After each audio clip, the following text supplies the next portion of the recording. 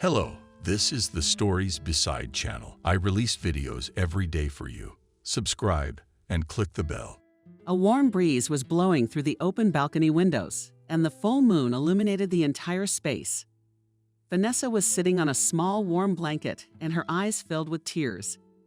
It had been exactly 1 month since her young husband had left her. Not even a day had passed since their wedding, and she had already discovered that her new hubby had managed to get a mistress before they were married. O was sitting gazing at the moonspots, the full moon clearly visible tonight, and she was holding a photograph in her hands, the same photograph from her wedding. Vanessa seemed to have already melted into that photo, for she had never been separated from it since her divorce. She looked at the photo again with tear-filled eyes, and the tears welled up again. So happy, so beautiful. Who would have told her that it would all end like this, or that she would catch her spouse for treason just on her wedding day? The young man was hotly kissing another, hiding with her in the gentleman's room of the restaurant, where the wedding feast was being held. More importantly, he was not only kissing a stranger. She was kissing Vanessa's best friend, the friend Vanessa had offered to be a witness at her wedding. The friend Vanessa was proud to call her best and closest friend. She looked at Luna again. Contemplating the image of herself and her former lover was beyond her. Of course, when Andrew, Vanessa's husband, was caught red-handed, she began to recant. It was all her. She did not want to hang around my neck until the end. Even in the gentleman she came. Screaming young man.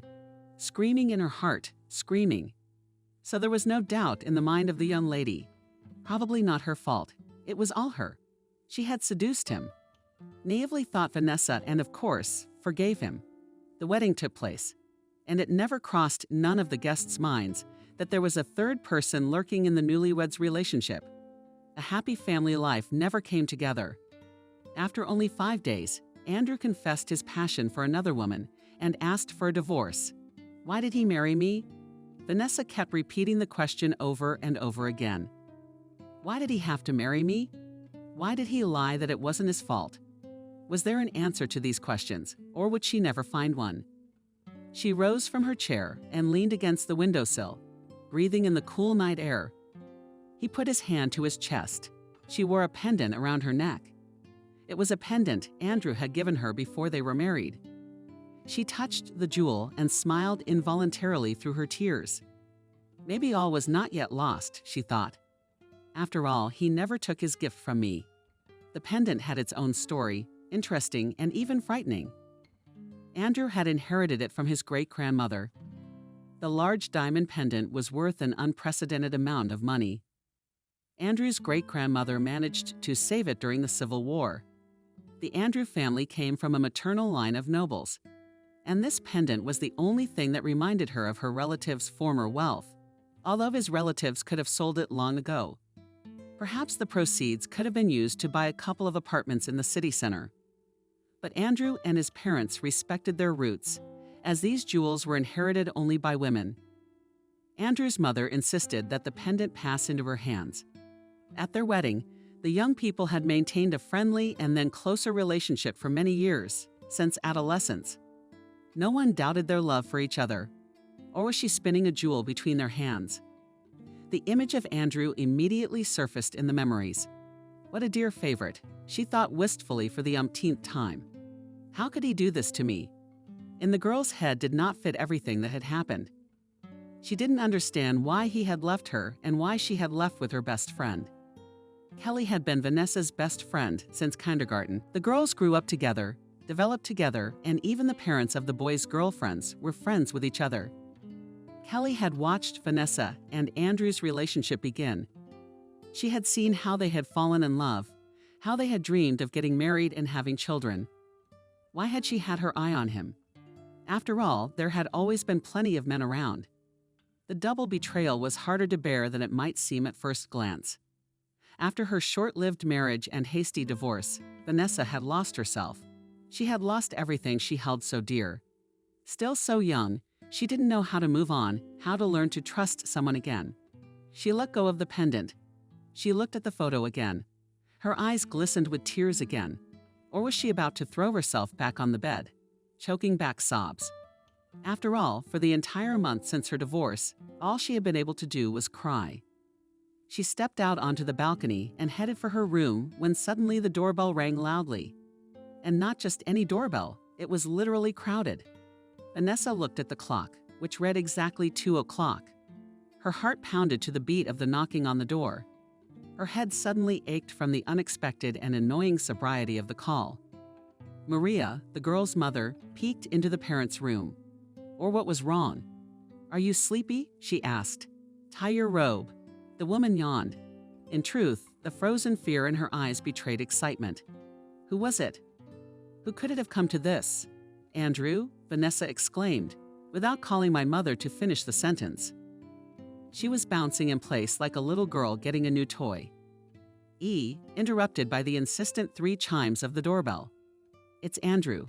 He's come to make amends." "I knew it. I knew this would happen." Mary flinched as she heard another knock on the door. She lowered her voice, looked puzzled at her daughter Vanessa. "Shut up. What, Andrew? He has a new love now. Forget it, please." Once again, she couldn't finish the sentence. The insistent ringing of the doorbell and the pounding of fists on the door were terrifying. The woman became entangled in her robe, her hands trembling with fear. She grabbed her daughter's hand without opening it. "We don't know who it is. It's Andrew," cried Vanessa, coming back from her mother's arms. She ran to the door, not letting go of the photograph from her hands at her mother's screams. She, without even looking through the peephole, hurried to open the door insistently for that visitor. Who was flying by? The girl, contemplating the face of the man who had arrived. Her hands trembled with renewed vigor. When she realized that another person had arrived, the man entered the apartment with a confident stride. He was followed by 3 other strangers or males and 3 neighbors known to the family on the landing. The first man squared his shoulders, reached into his pockets, and shoved a square of cardboard in the girl's face. "Vanessa here lives the operative, Police Captain Benjamin." He opened a booklet confirming his identity. "I have a warrant to search your apartment." Vanessa was speechless. She looked at the people who had come to see her. What exactly was going on? The girl didn't understand. Maria immediately stood behind her back. What was wrong with her? "Worried?" asked the woman. "On what grounds do you want to search us?" The man smiled and put a document in the hands of Vanessa's mother. The woman looked at it quickly. Then she looked at Vanessa's daughter. "It says here that you are a thief." She barely spoke in a voice that Vanessa seemed on the verge of fainting. "She's a thief. She has to be. There must be some mistake." As the young woman tried to come to herself and realize exactly what she might be guilty of, the men entered unceremoniously. Starting to turn everything upside down, they covered everything. Shelf after shelf and drawer after drawer were opened, shaking and tossing books. They trampled dirty boots, shields, carpets. With absolutely no regard for any standards of decency, they shamelessly opened cupboards and overturned and threw all their contents on the floor. Even the fridge was carelessly tossed, with perfectly good, fresh food on the floor. Vanessa didn't know what to think. Every once in a while she tried to catch her mother's eye, but she looked away, then looked questioningly at her neighbor. Maybe she could explain something to her. The neighbor? The kindly old woman in her 60s nodded and walked a couple of steps away. "Ovelichko," began the old woman in a whisper. "How can that be? You're a good girl, but why do you need that jewel?" Vanessa narrowed her eyes. "What are you talking about? I don't understand anything. I'm so nervous. What's going on?" The neighbor opened her mouth but didn't have time to say anything. "I understand," shouted the man who had come in. "It is necessary." The old woman nodded and returned to the company. Or was she thinking about jewelry? She, like her mother, continued to dutifully follow the search. Watching in horror at the mess they were making when they had already rummaged through almost the entire floor and obviously hadn't found anything worthwhile. Vanessa raised a shaky voice. "What are you looking for? What are you looking for? I didn't steal or anything," she said, trying to silence the trembling in her voice. "Where are the jewels, Citizen Vanessa?" asked one of the agents, looking sternly into the girl's eyes. He seemed to be trying to read something in them. He averted his gaze to Vanessa's mother. He looked at her judiciously. "Maria, aren't you ashamed of yourself for raising a thief?" she asked defiantly. From indignation, the woman lost the power of speech and stammered. Yes, you. I would never do that," she repeated, reaching with her voice. Vanessa smiled to herself, noting with amazement. He is an excellent psychologist. She looked at her mother again and realized bitterly that she could not be expected to support her. Maria was the kind of person who valued public opinion more than anything else in the world. And when she learned that her daughter might be a thief, she literally turned green. If Vanessa turned out to be a crook, her mother would have no problem giving her up. "Why would I want a daughter like that?" Aloud, Maria kept making excuses. "I raised her to be a good and kind person. I didn't teach her to steal. It's not my fault. She's completely crazy with her Andres," she shouted. Vanessa unconsciously looked at the photograph she still held in her hand. This action immediately attracted the attention of the policeman. "What is this?" asked Captain Benjamin, stepping forward. He abruptly snatched the photograph from her hands. Vanessa was stunned. She couldn't remember herself without the photo. The captain looked at the photo and then looked carefully into the girl's eyes. "What do you want pictures of this man for?" he asked sternly. "Do you wish him harm?" His gaze swept over Vanessa's face. "He is my husband," she shouted, holding her hands to her chest, as if instinctively defending herself from the unexpected aggression. "The ex is your ex-husband," the policeman corrected her. How did he suddenly catch a glimpse of the girl's neck? He shouted and pulled her hand towards the frightened Vanessa. "You haven't had time to resent it." She as the man ripped off the pendant with a sharp movement, tearing the chain around her neck. He raised his hand victoriously with the pendant. "I found it," he shouted victoriously. "Let the witnesses record it. Have you seen it all?" The people concerned nodded their heads, and Vanessa's mother squeezed her heart. The man looked at Vanessa critically. "I thought you were smarter to at least hide it." "I would have guessed it was stolen merchandise. And you?" She turned around and waved her hand at him. "Stupid. Or did the protesters wave their hands?" No. This pendant was given to Andrew by my husband. Ask him, his mother. Ask him," she screamed, and shame on her for lying. One of the policemen spoke up. "This pendant belongs to Kelly. According to our records, she's currently Andrew's fiancée. Did you steal it?"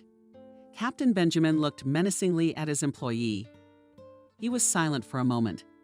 Benjamin muttered in a muffled tone, turning to Vanessa and mechanically repeating endless sentences. "Citizen Vanessa, you are a suspect in a grand theft case.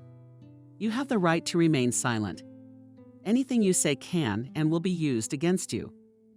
You have the right to an attorney. In the absence of an attorney, you will be provided with a public defender. Be prepared. You must follow us to the investigation department. Bring your passport, a change of underwear, and personal hygiene items. You may bring your own cup and spoon. Everything else will be given to you by your relatives according to the approved list of things authorized for transfer. Hurry up," he added in another harsh, arrogant tone. He elbowed poor Vanessa in the back. 2 minutes to get ready. She had no choice but to do as she was told. It was like a blur. One last look at her mother. "Mom screamed under her breath, and I did it. You know it wasn't my fault." "Maria," she lifted her chin.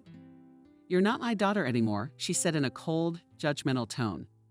It was at that moment that Vanessa realized that from now on she was on her own. This was how she had been sent to jail for nothing. It turned out that Kelly had been her best friend. Vanessa filed a complaint against her. And not only did she file a complaint, she had to provide irrefutable proof of the embezzlement, as it was written by the police and then in court. Kelly, without batting an eyelash, claimed that Vanessa had allegedly blatantly stolen the very expensive pendant, or incidentally, a pendant given to her by her everyday husband. Kelly charged that the pendant had allegedly come to her as a gift following the dissolution of Vanessa and Andrew's marriage. And Vanessa went to the friend's apartment, made a fuss, and, taking advantage of the general commotion, made off with valuable jewelry. As proof of the separation brought a video in which Vanessa entered the apartment of the best friend. Nothing would have happened. But that day, Kelly herself called Vanessa at her apartment. They were still friends, or not. In any case, Vanessa had already suffered a terrible double betrayal and had been brutally framed. Basely and shabbily framed by those she trusted the most in the world. The girl had no money for a lawyer. After all, her mother, as well as the rest of the family, had abandoned Vanessa. They seemed to have forgotten about her once and for all. They decided that the criminal could no longer be their relative.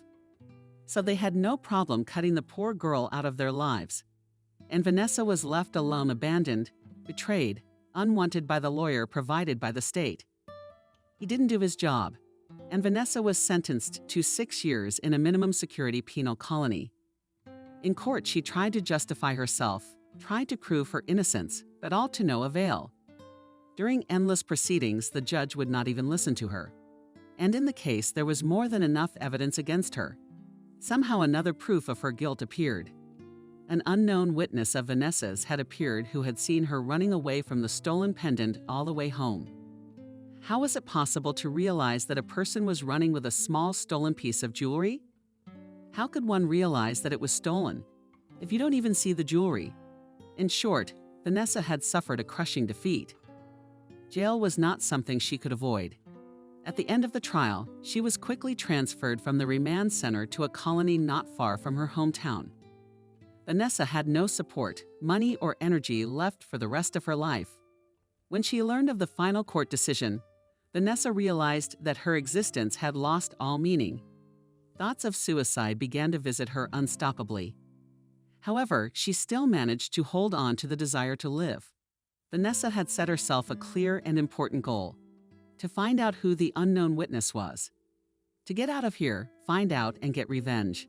Revenge on all those who had so cruelly and ruthlessly trampled on her life. In case that was worth finding out too. So you decided to live. What's wrong with you? Asked a large adult woman is sick. Then you need to go to the hospital. The woman stepped back, away from Vanessa. It was one of her cellmates. Fortunately, Vanessa had no problem in this scary community. What was she so afraid of? Look, no Russian. In such a place you cannot show your weakness. Her new comrades told her. After hearing the story of the arrival of the newcomer, Vanessa answered the question about her well-being, trying to put on the most friendly smile. I think I have poisoned myself a little. I think the porridge they gave us yesterday must have gone bad. How do you think you're feeling? I don't know. I'm all right, I guess, she said. Her name was Emily, and she had been in prison for almost 3 years. In Vanessa, the woman could see her daughter, for she was almost a lifetime older.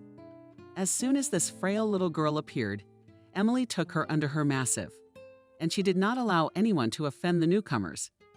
This tall, burly, red-haired woman was always helping the unfortunate. Of course, she was no match for them. After all, she had no knowledge of life in the colony. Emily herself was serving time under the same article as Vanessa for robbery. True, Emily committed her crime, and she wasn't ashamed of it at all. She once worked as a programmer and managed to hack into the bank account of a large company where she worked. All the stolen money Emily transferred to the account of one of the private orphanages.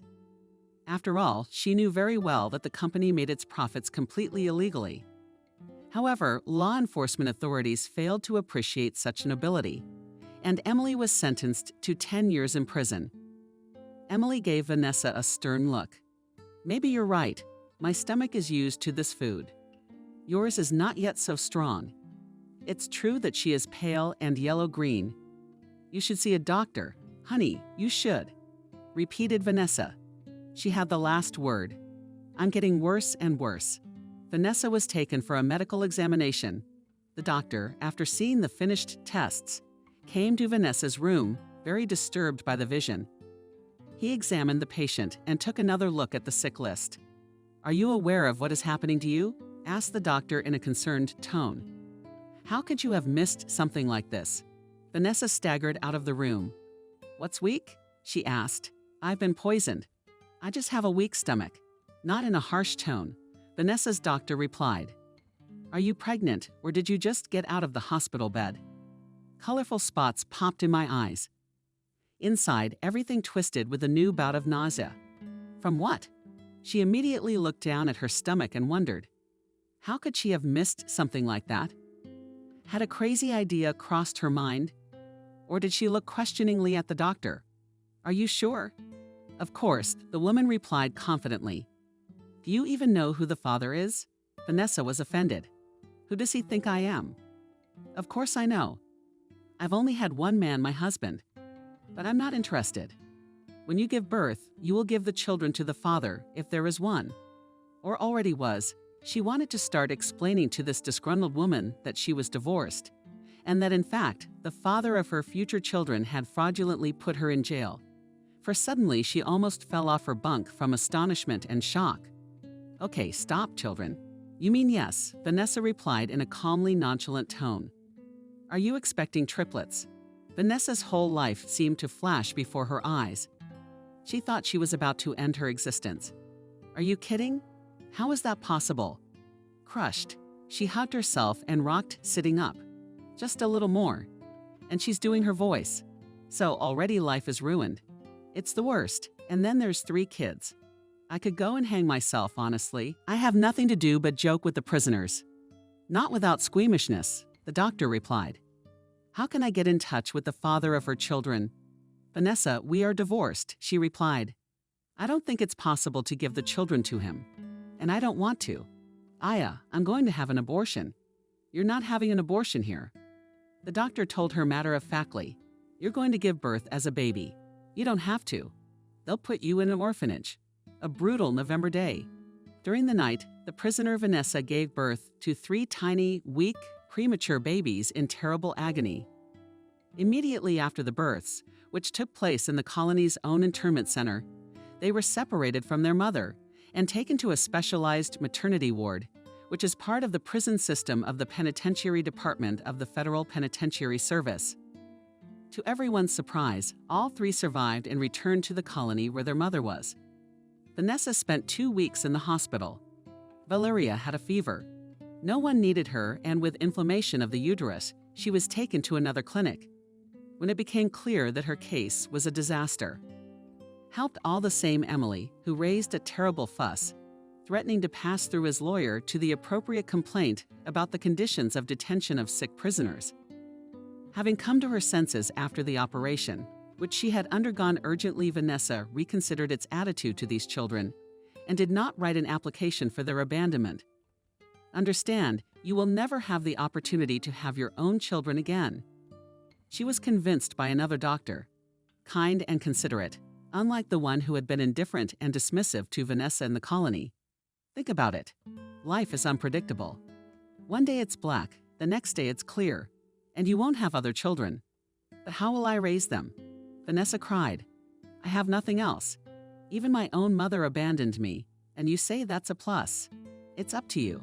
The doctor shook her head. But if I were you, I wouldn't be so quick to dismiss it when Vanessa and her children are finally strong enough to be discharged from the clinic. The same doctor arranged for them to meet. After seeing her daughters, she had 3 beautiful babies. Or she just couldn't give them up and burst into tears again, seeing how tiny, wonderful, and helpless they were. Gritting her teeth, she decided she would get through it somehow. Don't worry, Emily told her when they saw each other again at the colony. You're the mother of many children now.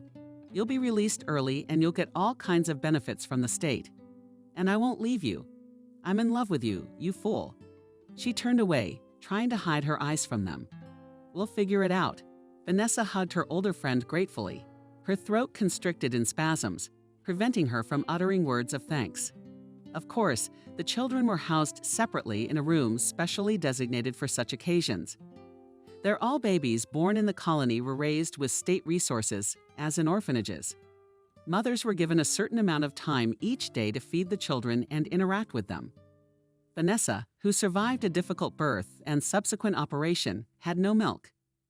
But she gave her cats all the tenderness she had lost more than once.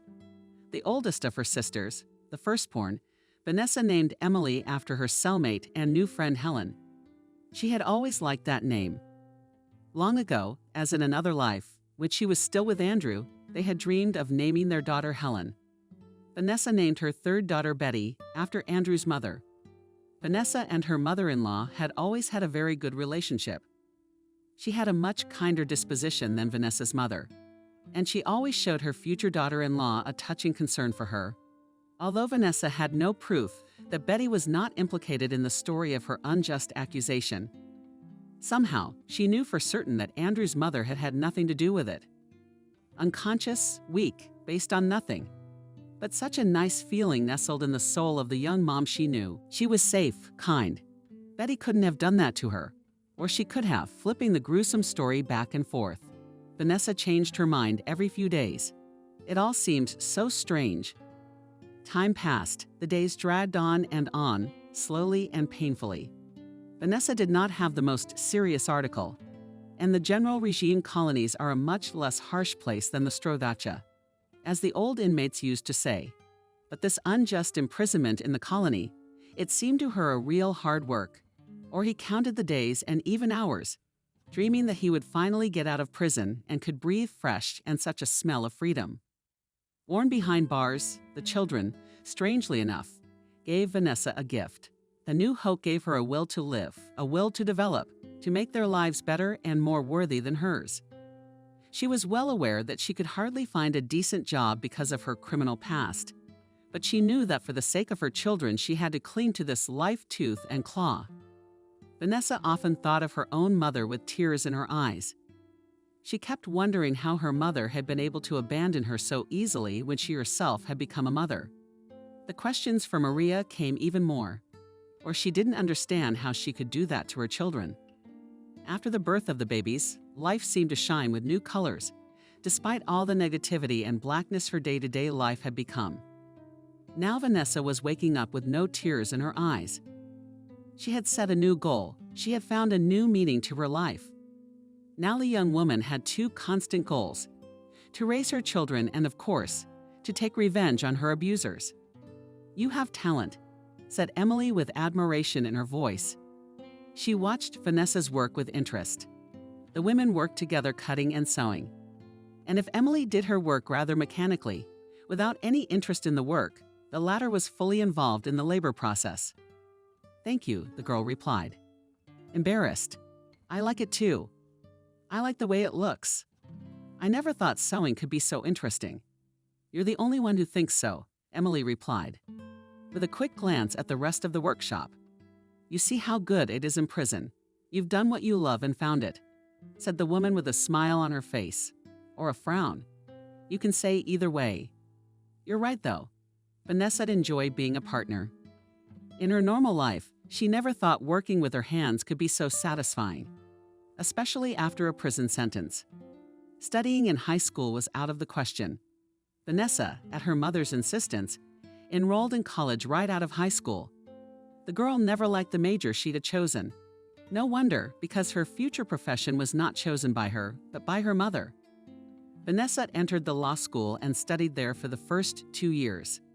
True, as it turned out, the knowledge she acquired did not help her avoid dishonest imprisonment, and she was never really attracted to it. Prospects of becoming a lawyer, Vanessa was more attracted to some freer creative professions. Already at the age of 5, the girl expressed her desire to become a fashion designer, and if the father or supported his daughter, the mother rudely ridiculed her dream. Years later, Vanessa realized that there was no point in arguing with Maria, and there was no support in the form of a father. The girl's parents divorced when she was 10 years old. Unfortunately, she had to give up her own dreams and obey her authoritarian parents. Education cost her a lot, but Maria was adamant. "Either you study where I tell you, or you are not my daughter," she shouted. It's funny, but now Vanessa was completely free to choose her own path. Her mother had given up on her anyway. The pity, of course. She had to endure the restriction of that very freedom under such harsh and even unbearable conditions to be free to choose. Or maybe it was her parents again. He realized for the first time that Maria had always been a kind of unloving woman who did not give her own daughter the attention she deserved. She was an overbearing, unscrupulous woman. And Vanessa, upon reflection, finally realized that her mother's actions were more than expected. And Vanessa's father was also a rather peculiar man. "Hey, Vanessa." Emily planted herself right in front of the girl, waving her palm in front of her face. "I said, have you applied for parole yet?" "Eh? Yes," Vanessa replied, slowly coming back to reality. Right after Vanessa gave birth to her children, Emily gave her the great idea to apply for parole and try to shorten her sentence by having 3 children, as well as good behavior and productive work. "I didn't even have time to tell you," Vanessa said guiltily. "The administration came to see me recently and offered me this option. If all goes well, I'll be able to complete only a third of the entire course." And Vanessa put aside the jacket, to which previously lazily reached the zipper, and she looked carefully at her friend. "What now?" she asked. "How am I supposed to go on living?" Emily glared at her. "What do you mean, how are you supposed to go on living?" She laughed lightly. "You're so young. What's wrong with your head?" Oh hunched her shoulders. "Where am I going to go? I have no one left. I'm alone with 3 children. I have nowhere to take them." "Come on." Emily shook her head patronizingly. "Do you really think your mother won't take you back? So you did your time. What's the big deal? A mother always takes her child back." "Yes, girls." Emily looked questioningly at the other inmates. "Of course she will, of course she will. I would love my daughter even if she killed someone." Another person's voice was heard. Vanessa shook her head. "No, you don't know my mother." "I don't think I can accept the rabbit's daughter." It's okay," said Emily, conciliatory, with her hands in the air. "But your dad, where is he?" Vanessa wondered again. She hadn't seen her father since her parents divorced. At first, she had pounced on him, demanding that her mother let her talk to her father. But she always refused. "He doesn't need you," Maria kept repeating. Over time, Vanessa got used to the idea that she couldn't maintain a relationship with her father. "No, he doesn't care about me either," she said sadly.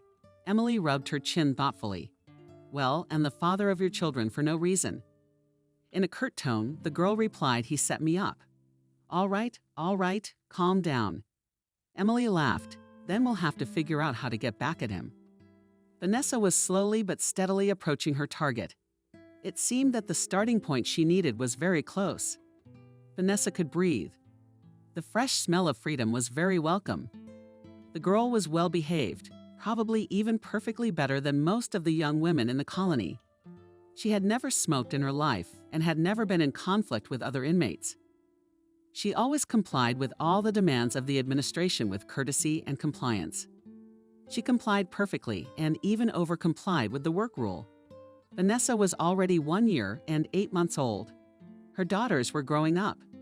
Vanessa's sewing skills continued to develop at an accelerated pace.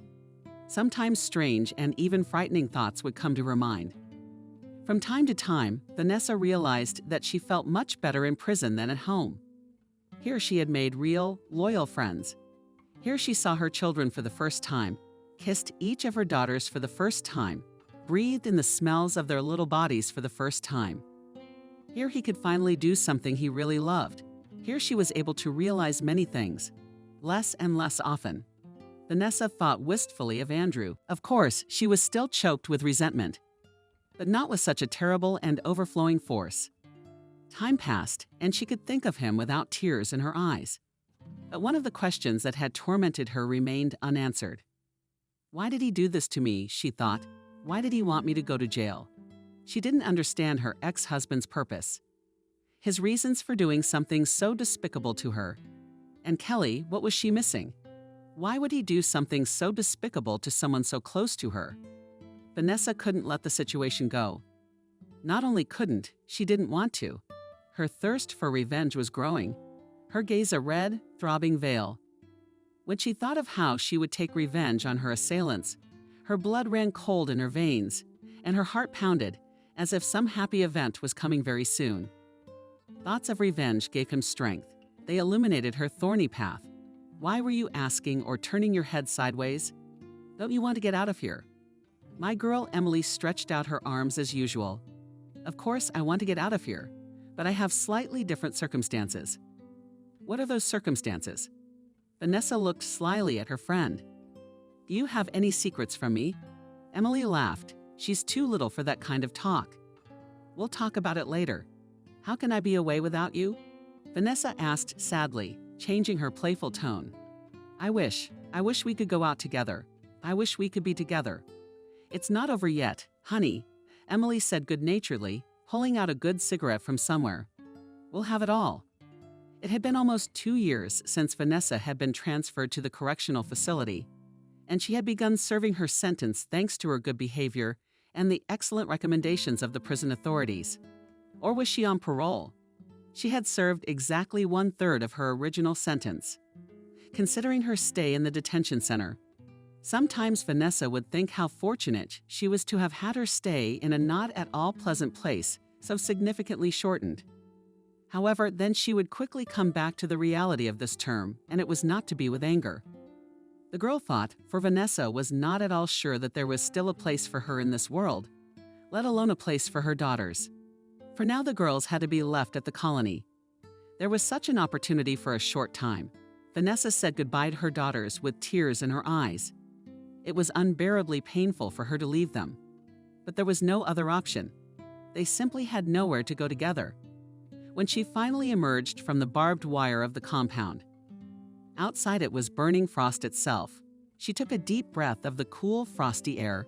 It seemed strikingly different here in the wilderness than it had been outside the colony walls. Nonsense, certainly, Vanessa said aloud and smiled at the comparison. Taking a deep breath, her nose felt protected from the cold. She had dreamed of this moment so much. She had imagined it so many times, she had counted the minutes until she was free. And here I am, Vanessa thought. But much to her regret, the first few minutes of freedom did not bring her adequate pleasure. The young mother was still worried about her children. How are they doing without me? Are they okay? Vanessa looked again at the high walls of her recent prison, where she had spent the last 2 years of her life. Her hands trembled treacherously. Her head was pounding. What awaits us, she wondered. Finally, summoning up his courage, he climbed up the authentic, narrow, clear, snow-covered path. Her first destination was the bus stop, from where Vanessa was going to return to her hometown, as she had no other options left. At Emily's insistence, she decided to talk to her mother again. If she could forgive her for something she had not done, and Vanessa, proudly turning her chin, headed resolutely towards the agreed place. The bus, full of silent and very sullen people, had already crossed the city line. Vanessa held her breath. How has everything changed here, she thought, looking anxiously out the window. She wiped herself from time to time. The glass in her palm was sweating with excitement. She watched the faces of the citizens, looked with interest at the buildings flying by, looked at the city as if she was doing it for the first time. The bus had already entered downtown, and Vanessa gasped with joy. Christmas was coming, and everything was decorated with big bright garlands, LED lights, and big milky toys. The city was brimming with twinkling lights. It was bustling and cheerful. It revealed to the ex-convict her solemn side. Vanessa couldn't contain her emotions. Is it so beautiful? She commented aloud. Shut up, she whispered to a woman sitting behind her, and you're not allowed to sleep here. Vanessa was immediately embarrassed, tucked her head between her shoulders, and fixed her gaze on the window. The bus was stuck in a small traffic jam, and she had a good opportunity to look out the windows of the cars next to her. In each of them there was someone sitting, whether it was a driver alone, a husband and wife, a mother and daughter, children in the back seat. Happy families were on their way somewhere, rushing to buy everything they needed for the upcoming New Year's Eve. O was so engrossed in her simple task that a sudden sharp, continuous sound made her jump in the seat. Her heart beat with renewed vigor. Her mind immediately began to replay memories of the day the unfortunate woman had been held in her mother's apartment. She looked toward the car. With what involuntary alarm? She asked aloud. Good heavens, replied the woman sitting behind her. Calm down, it's just a car honking. A wedding is a wedding. Vanessa looked out the window with renewed interest. Happy people, she thought, trying to calm her racing heart. And she began to search with her eyes for the wedding procession. Finally, the traffic jam cleared and Vanessa saw a cavalcade of expensive white cars decorated with various bridal paraphernalia passing by. What was the strength of the others? Running forward, a smile froze on her face. an ex-convict not long ago, and herself the same. She headed toward the succession of cars that continually signaled her own wedding with a mixture of interest and sadness. She watched the cars go by until she saw the main one. The procession was circling the newlyweds' car when the celebrants in a long white limousine, decorated with silver roses with warriors, branches, and rings with a bell, matched the bus. Vanessa's mouth dropped open in amazement. It was the same car she and Andrew had ridden in for their wedding. She took a quick glance at the memorized number combination of 3/8, dispelling any last doubts. What a coincidence, Vanessa thought. And then she saw him blink. 1 second, one blink. But to the woman it seemed like that very instant. It lasted an eternity. Time stretched out like chewing gum. The newlyweds' car seemed to take forever to overtake the bus. And behind the wheel, Vanessa managed to make out Andrew, handsome and smiling, dressed in a luxurious suit. It was definitely him. He had always loved to drive and had been behind the wheel at his first wedding, and this time he made no exception. And next to him, Kelly in a lush white wedding gown, deep neckline, fur cape, shiny uncle in her hair. Or it seemed that their gazes met, and Andrew noticed her. She thought he had caught her gaze and looked at her as he had once looked at her long, long ago. Vanessa wasn't sure she hadn't imagined that look, but she wanted so badly to believe it. She wanted to feel that he hadn't forgotten her. As if in slow motion, the moment of their meeting poured all thick golden honey over an invisible plate of memories. A shake of the head or the realization that warm feelings for her former fiancé had migrated into a thirst for revenge. The feelings and Vanessa seemed to flare up with renewed vigor. It even seemed to her that Andrew was looking at her with his former warmth. Was he even looking at her? She clutched her head and a throbbing pain settled in her temples. "What's the matter, child?" A worried voice was heard. A woman who had been sitting behind her got up from her seat and approached her. Or was she still holding her head, looking at her feet? "I'm fine." Her head is spinning. She squeezed out a heartbeat. Hers cleared. Her head was spinning more and more. He tried to lift it up, but to no avail. On top of everything else, he also felt nauseous. "Calm down. You're having a panic attack. Take a deep breath. Look at me," in a calm, reassuring voice, the woman told her. Vanessa had time to think that the voice sounded familiar. And then Betty looked at her. The woman held out her hands in surprise. "And Betty, it's you. I didn't recognize you." "Yes." Vanessa was in complete shock. Standing in front of her was her failed mother-in-law, Andrew's mother. She looked at her former relative. How she had changed, Vanessa thought, in the more than 2 years since they had seen each other. Betty seemed to have aged about 10 years. Tired eyes down to the ground and cheeks. Deep wrinkles.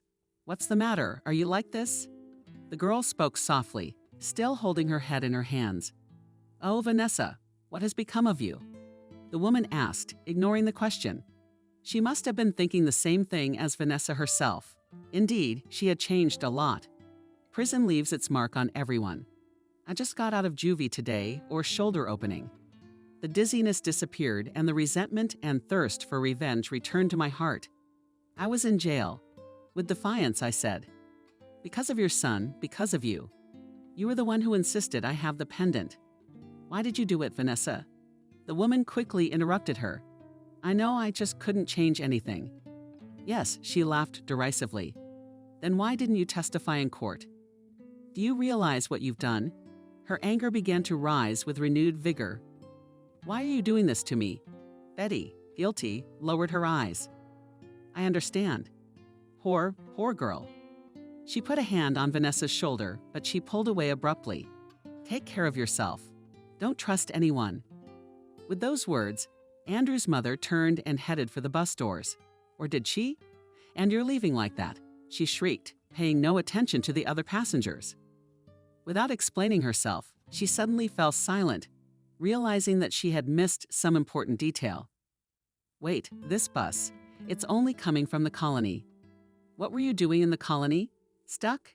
asked Vanessa, not trusting anyone. The woman repeated her words and got off. The doors closed and the bus continued on its way. Vanessa didn't have time to get off after she looked around. Betty had been in the wrong neighborhood. Where was she from, and why was she so different? A sharp rise from her seat made the girl sit back in her chair. Her head was spinning again, nausea creeping up her throat. What the hell is going on, she wondered. But she no longer had the energy to search for an answer. After a couple more stops, a worried Vanessa got out and headed in the direction of her mother's house. She walked through the door and upstairs.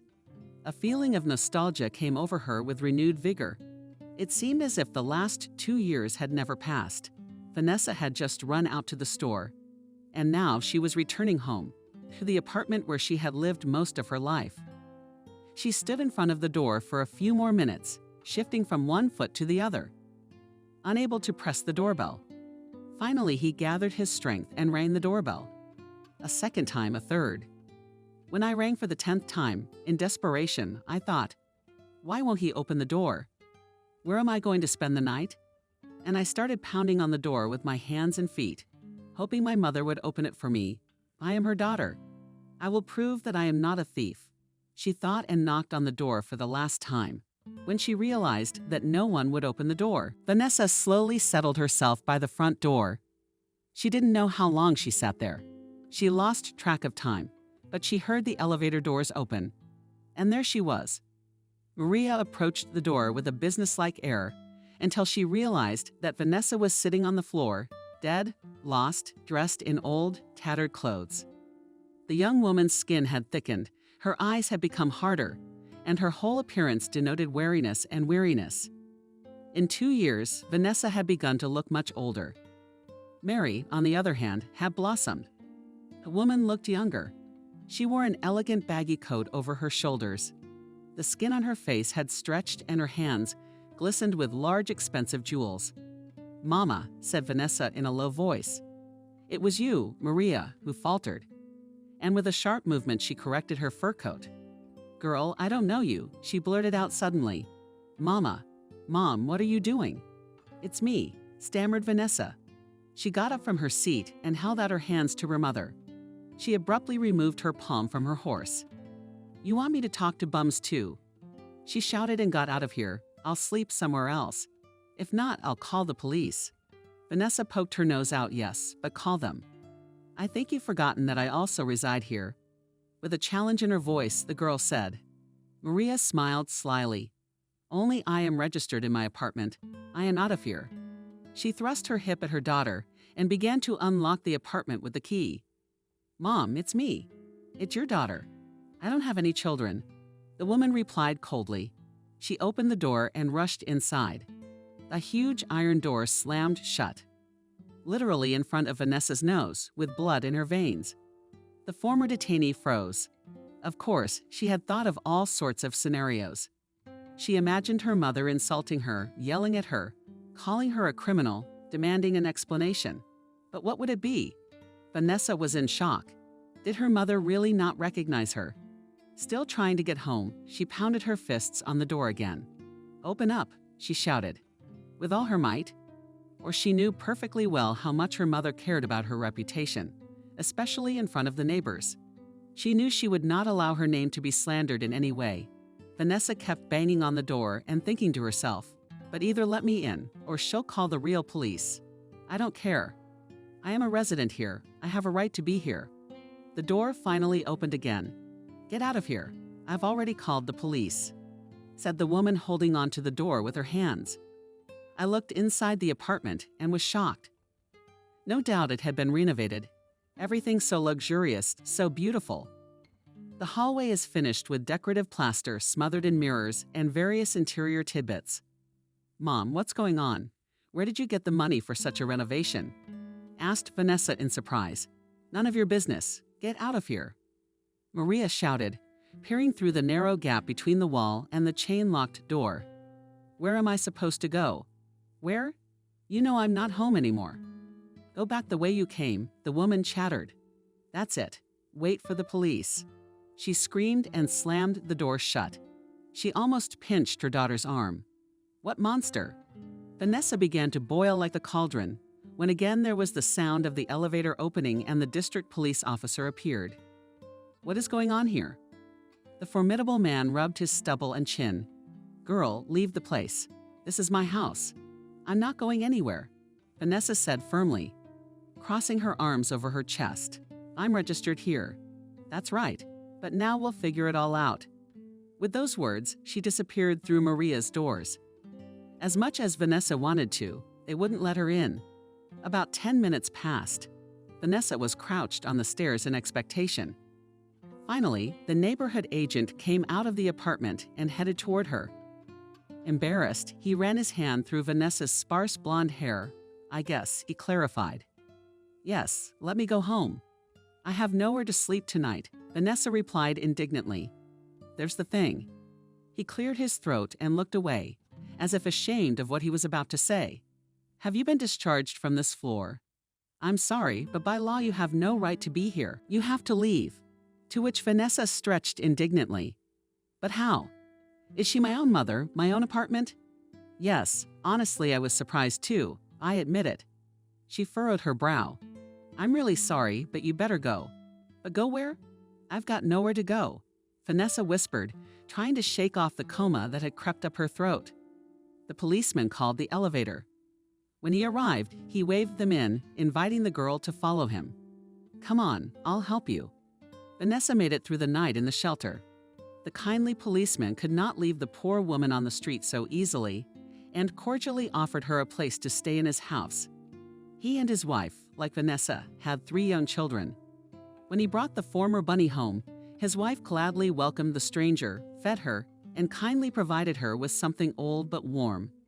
And for such necessities, she provided the girl with a cot. The next morning, Vanessa took a shower, changed clothes, ate, and tidied herself up a bit. A new, even more difficult journey awaited her, although the policeman's wife had insisted that she stay with them as long as necessary. Vanessa did not want to abuse their hospitality. Warmly thanking her rescuers, she pulled herself together for the trip or left the apartment and walked to the bus stop. Once the first scare had passed, she realized that she could have rented a cheap hostel. He had money on his card, which he had earned in the colony, and he was grateful again for the kind policeman's delicate help. "I'll have to thank them later when I can." He thought about it and put it on his mental list of priorities. At last, the bus arrived. After paying her fare, Vanessa made her way to someone she hadn't seen in many long years. She was on her way to see her father when Vanessa stepped off the second-to-last bus. Large snowflakes immediately fell on her eyelashes. She looked around and whispered aloud. It had been many, many years since she had seen her own father, but she remembered exactly where he lived. "After her divorce, my mother managed to keep the apartment for herself, and my father had no choice but to move out of town." Her parents, now deceased, had a large and cozy country house. That, at least, was how Vanessa remembered it. As a child, she had loved to spend her vacations here. But after the death of the elders, the family completely abandoned the plot. But since Maria left her ex-husband homeless, the man had to move to live in the city. Or business, he looked and moved on the usual route. The way to this house he remembered by heart. He walked along the snow-covered path from time to time, almost fell on the slippery turns, on the high snowdrifts. The frost bit into her cheeks, her hands were slowly beginning to fail her. But Vanessa had no intention of stopping, for her father was her last hope. She didn't know how he would react to her sudden appearance. She didn't know if her father would remember her. She didn't even know if he still lived here. And if he did, her thoughts immediately began to race through her mother's words, "He doesn't want you. He doesn't want to talk to you." But maybe she had already changed her mind. After all, Vanessa was no longer that little girl. She was an adult and independent. What if she had another family long ago? Or would she still find a place for her daughter who had problems with such contradictory thoughts? Vanessa was approaching the area she needed, and finally the roof of a familiar house came into view in the distance. A sea wind approached, conquered with renewed vigor. A real blizzard seemed to be approaching, or the faith of friends. Neck to neck stood in front of his father's property and scrutinized the shaft. The house seemed to look much better than she remembered, or wasn't sure, and she watched the fence, figuring out how to get in. Vanessa remembered the old village fences as low, rickety, barely holding a line. Now, however, in front of her was a tall, blank picket fence on brick pillars, and it was no longer easy to get into the parking lot. I was looking at the door. Yes, luckily, he found the doorbell. Hesitantly, he pressed the button and backed up a couple of steps. He looked around again. Would it open? I wondered if Vanessa would remember me. Finally, I heard the crunch of snow under the feet of a man walking. It was clear that someone was approaching the door. Vanessa's heart froze and the door opened. A tall, stooped old man appeared through the door. His head was erect. Deep wrinkles under his eyes betrayed solid age, and he looked longingly at her father. He looked nothing like she remembered him. "Dad, it's me. Vanessa. Will you let me in?" The woman replied hopefully. She took a step forward, but she was too shy to approach her father. Her mother's last behavior had left a terrible mark on her. "Vanessa," she was surprised. "Daughter, is it really you?" "You recognized me, Dad." Vanessa smiled with tears in her eyes. "How could you not recognize your own son? Come in, sweetheart, how I've missed you." "Oliver." Vanessa's father held out his hand and gestured for her to enter, and Alia hesitantly stepped onto the property. She looked around. The path to the house was perfectly cleared by pure Russian apple trees. The white snow lay beautifully. She followed her father, entering the house, and her hands trembled slightly, nodding excitedly at what could be expected of him. After so many years, so many betrayals, or was it that she could no longer trust anyone? They entered the house, and the face immediately promised cozy, homey warmth from the open fireplace. The cozy living room was soothing, and Vanessa immediately wanted to collapse on the couch. Forgetting about everything in the world, she took off her snowshoes. Her father immediately provided her with soft, large, oversized slippers. He took off her jacket, grabbed her by the shoulders, and finally looked her over from head to toe. "Vanessa, my child, is it really you?" he asked again, and in the corners of his eyes froze tears of happiness. "I'm a daddy. You won't throw me out?" Vanessa asked uncertainly, shyly, averting her gaze. "What are you talking about?" He looked worriedly at his daughter. "How can you throw your daughter out? Come on, hurry up. Am I glad to see you? I confess I thought you had forgotten your father." With these words, Oliver dragged the girl with him. He sat her down at the big wooden table and began to run around the kitchen. He put the kettle on the gas stove, took several snacks out of the refrigerator. "I'm so glad to see you," he repeated over and over. "I never dreamed I could look at you just one more time." Vanessa sat on the kitchen couch, tucking in her father's frozen legs. She took the mug with something warm from his hands and couldn't start a conversation. "Dad, but you didn't want to see me," she said quietly, and there was a lump in his throat. "A lump? You've left us. What's the surprise?" A teaspoon slipped from his hand with a clink. "I did. What are you saying?" "What else am I supposed to say?" "Mom told me everything, how you left us, how you found another woman, how you never wanted to see me again, how you refused to pay alimony." She turned away from her father's surprised gaze. "I would never have come to you just like that. I have nowhere else to go." She sulked apologetically. "Vanessa, what nonsense are you talking?" He was really surprised by his daughter's words. "I asked for a divorce first, but I was divorcing your mother." "Honey, not you. And I didn't have any other woman at that time." He shrugged in bewilderment. "Every one of those days during all the long years we were separated, I thought about how my daughter was doing. Every day I kept trying to see her." He fell silent, biting his lip. "Your mother, she is a peculiar woman." You can't imagine how bitterly Vanessa replied. "Wait, I do not understand anything. Why did you get divorced?" "You see, at some point with Masha, with your mom, it became simply impossible to live. I remember one day I came home after work. You were just a child, and she started yelling at me, accusing me of cheating on her, although I never cheated on her. I swear. And then she said she didn't want to live with me anymore. That day I felt it in my bones. Something had happened, something had changed. From that day on, I was a different person, angry, cynical. She wasn't the same woman I married." "What are you talking about? What happened?" Or did she step forward with interest? It seemed to her that her mother had always been as she knew her. What did her father mean by that? She looked at him intently. You mean you never told him you didn't want to see me? Why didn't you pay alimony then? Did I? The man replied. His eyebrows seemed to run across his forehead in surprise. I always paid. I wrote you letters, gave you presents every holiday. Look at this. The last words reached Vanessa from the new opening between the kitchen and the bedroom. Dad ran into the back of the house, rattling boxes in the distance. Then he returned with an armful of papers. Look, Vanessa incredulously reached out to look at the papers. He really did pay, she observed in surprise. They were bank statements showing that Oliver had been transferring a decent amount of money into Maria's account each month. She took a quick glance at the statements, and then an old letter caught her eye. She recognized her mother's handwriting on those sheets. What was it about? Vanessa asked her father in a low voice. Without waiting for an answer, he began to read the letter. Her eyes widened in surprise. Her mother had written in it, among other swear words and angry accusations against her father. We don't need your credentials and letters. Vanessa said she didn't want to see you or hear from you ever again. She said she didn't want a cheating father. We laughed out loud reading your stupid writings. You never showed up in our lives again, and you made us sick just transferring money to support her. Goodbye. After reading these lines, she looked away from her father. What is this? Asked Vanessa.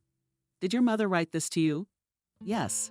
Oliver sank into the chair next to his daughter. I've been trying to get in touch with you for a long time.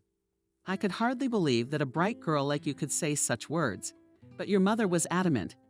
She forbade me to talk to you, and the day I decided to wait for you after school, she found out about it and threw some bullies she knew at me. They beat me up so badly that strangers called an ambulance. Thanks to them, I couldn't reach you, Vanessa.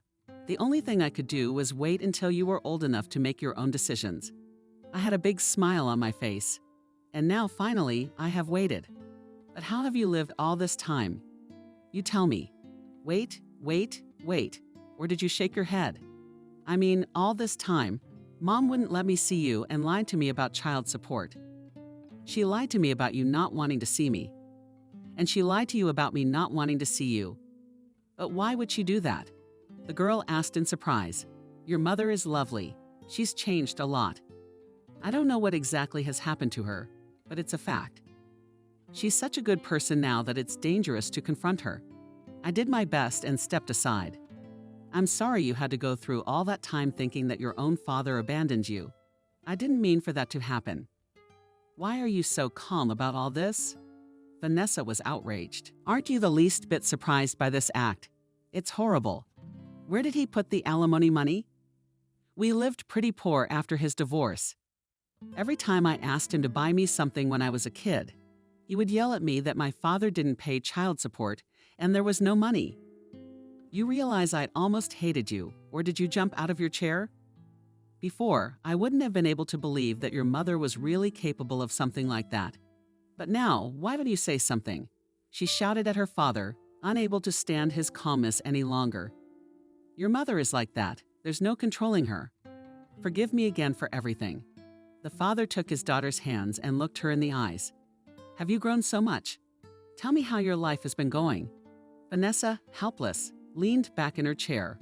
Oh, Daddy, I don't know where to begin. That night, Vanessa again told her father everything that had happened to her over the years. She told him about her childhood, how she had fallen in love with Andrew, and how mean he had been to cheat on her.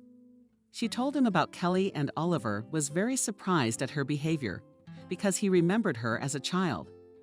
Vanessa told him all about her incarceration in the women's colony, about life in prison, how she suddenly discovered she was pregnant, and how she barely survived. She gave birth to the triple Anya. Oliver listened to his daughter and could not believe all that such a young woman had to go through.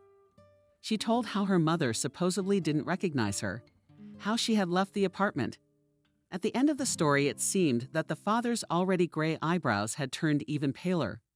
He said quietly, "My poor child. How sorry I am that I could not keep you safe." And she turned away from her father, hiding the tears. Wasn't it your fault? It was Andrew, her mother, and Kelly. They set me up. Oliver frowned. You met Andrew's mother on the bus. I thought, from what you told me, that he didn't want to hurt you. Yeah, well, he got out of it. If he hadn't, he wouldn't have testified against me. I'm pretty sure she was the anonymous witness. That's what the coroner told me. The identity of the witness is kept confidential in the interest of the investigation. Who else could have done it? I don't know, honey, but I think this woman can be trusted. Dad got up from the chair he'd been sitting in. Well, morning is morning. I'll get your room ready for you now. You go to bed. Tomorrow you and I will go get my granddaughters. They must not live in an orphanage as long as he lives, so the girls will be here with us. Oh looked at her father gratefully. Thank you, Dad. She stood up and followed her father up to the second floor. There Oliver prepared for Vanessa her old room, where she had slept as a child, and she fell asleep. As soon as her head touched the pillow, the night passed peacefully. Her last thought was, my God, I can't believe I'm going to pick up my daughters tomorrow. Vanessa stepped out of the car.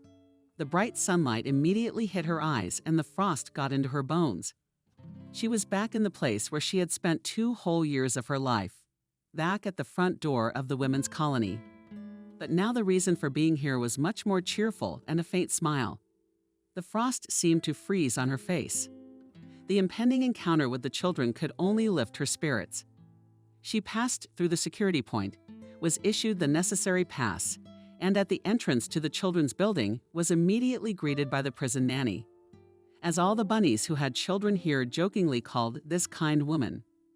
Vanessa opened her arms to give her a hug. You take care of the girls. You found a good place for them. Yes, Vanessa replied with pride in her voice. I reconciled with my father. He has his own big house, and we're going to live. It will be fine. I'll be able to raise my kids. That's great. Nanny nodded happily. What about the job? Or are you ashamed? Not yet, but I'll find one soon. I'll do what I can for the children. I'll do what I can. I understand. You're doing great. Good luck, child. And she was taken inside the walls of the orphanage. And there she finally saw her own children. The little ones were as happy to see their mom as their mom was happy to see them. She gathered up all the baby things that had been assigned to Vanessa at the prison, picked up the girls, and left there, hoping sincerely that it was for good. Oliver waited for them by the car, not hiding his impatience. My God, who do we have here? Look at the cuties. While he was getting to know his granddaughters, Vanessa looked at them with undisguised happiness. Now she had a family again. In this world, a father who gave them shelter and 3 daughters. What's your hurry, Mom? Asked a cheerful female voice from behind. Or did she turn sharply? Emily? Ella shouted, unable to believe her happiness. They let you out. But how? So sardonically, laughing, replied the parole officer friend, of course. How else my lawyer helped? And what secrets did you have for me? Vanessa said thoughtfully, already hugging her friend. Where are you going now? Emily winked cheerfully. Stay out of adult things. Honey, you'd better introduce me to your father. So they drove into town together. All the way they chatted and laughed, told each other the latest news, and the time on the road flew by. When Vanessa said goodbye, she left Emily her new address and made her promise to come visit her. Days passed and Vanessa began to feel a taste for life again. Together with her daughters, they finally moved in with their father and grandfather, and Oliver gave them the entire second floor. He also bought cribs for his granddaughters, the necessary clothes, and provided them with food and anything else they needed. Oliver had his own small grocery store in town. Therefore, the man had a lot of free time. He spent all his weekends and free time with his granddaughters. This freed his mother from some of the routine worries. Vanessa tried to recover little by little and start her life from scratch. She raised the children, took care of the household, and often helped her father in his business, filling in from time to time for the sales girls working at Oliver's. Life went on as usual, but memories of her prison job kept Vanessa busy. Apparently, she was the only one of the inmates who really enjoyed the monotonous job. So Vanessa had a new idea. She decided that she should train professionally and become a professional seamstress, maybe even a fashion designer. She already had experience, desire, and talent. Even those rough things that Vanessa sewed when she was still in the colony came out of her excellent quality the day she decided to turn her dream into reality. She signed up for an interview at the nearest sewing house. But here another cruel disappointment awaited the young woman because of her criminal record. She was not willing to accept even such an unskilled job, or she tried not to give up. But again and again, she expected another refusal. No one wanted to get in touch with a former offender, and did not try by all means. She did not want to give up her favorite business half-heartedly. But unfortunately, all attempts were in vain. She never managed to find a job. One night, after receiving another rejection, the sad Vanessa returned home. "How are you?" asked the girl's father, distracted by playing with the girls. "Did you get caught?" "No," in a heartbeat, she replied, biting her lip, or herself ashamed that she had to serve time in prison, mostly for nothing. Bitter resentment pounced on her with renewed vigor. "No one will accept me. No one wants me," he shouted. "I don't judge them. I mean, really, who needs it?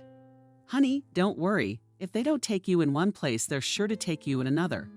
The man got up and handed little Helen to his daughter. "It's not worth your while to cry.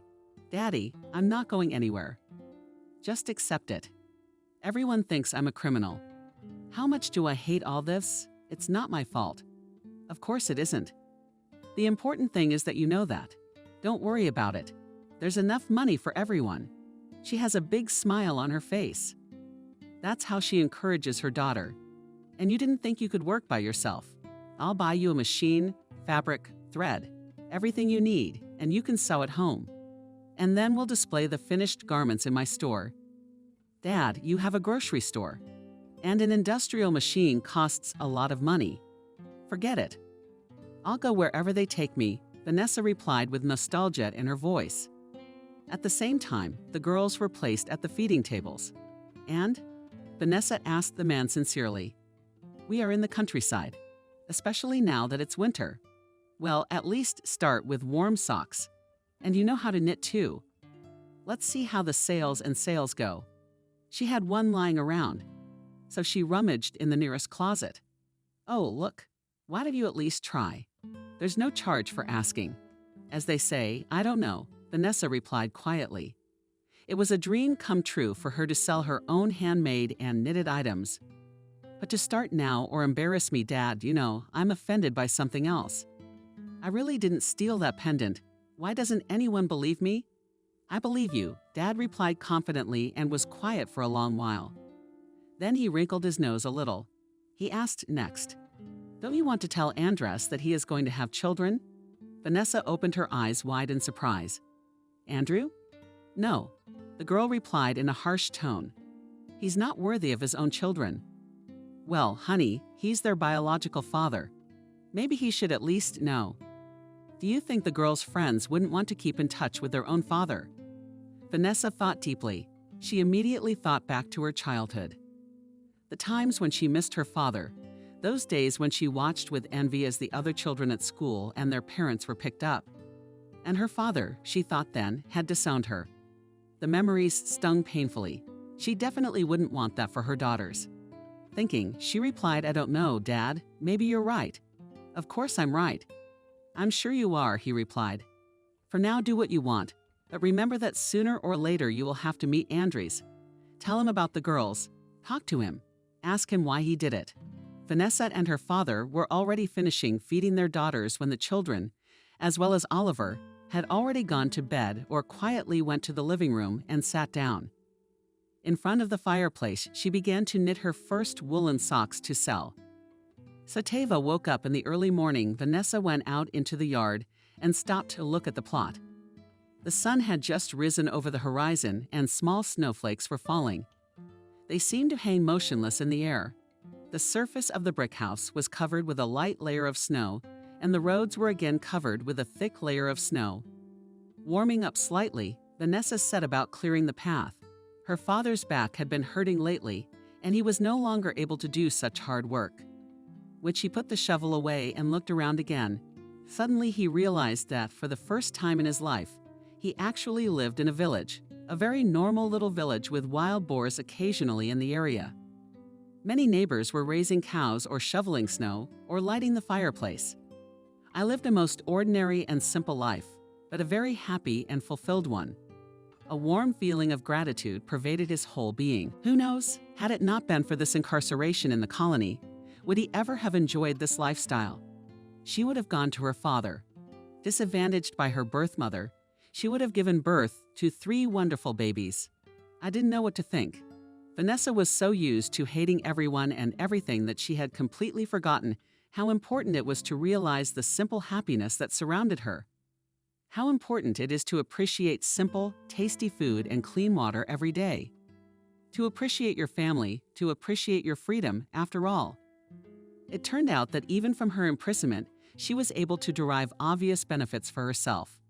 Interrupting her musings with a creak, the front door opened and a distressed Oliver Vanessa appeared in the doorway. He called out to his daughter, "What are you doing up so early today?" Ellie smiled broadly and went to answer his father's call.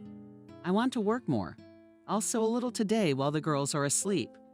By the way, has anyone bought me the socks and sweater of hope?" she asked and followed her father into the house. "Of course I did," the man replied proudly, putting his hand to his sore back. He made an inviting gesture and headed for the kitchen. A boiling kettle was already whistling. The first day your socks and sweater were sold out. The villagers were asking for more. I even promised a lady in the center of the district that you, Sasha, would make her a dress to order. Really? Wow.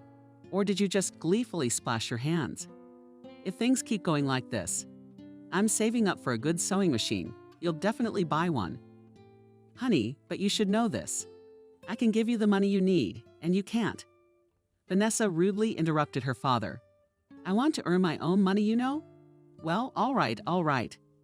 The father laughed heartily and placed a steaming cup of fragrant tea in front of his daughter. He squared his back and sat down opposite Vanessa, looking into her eyes.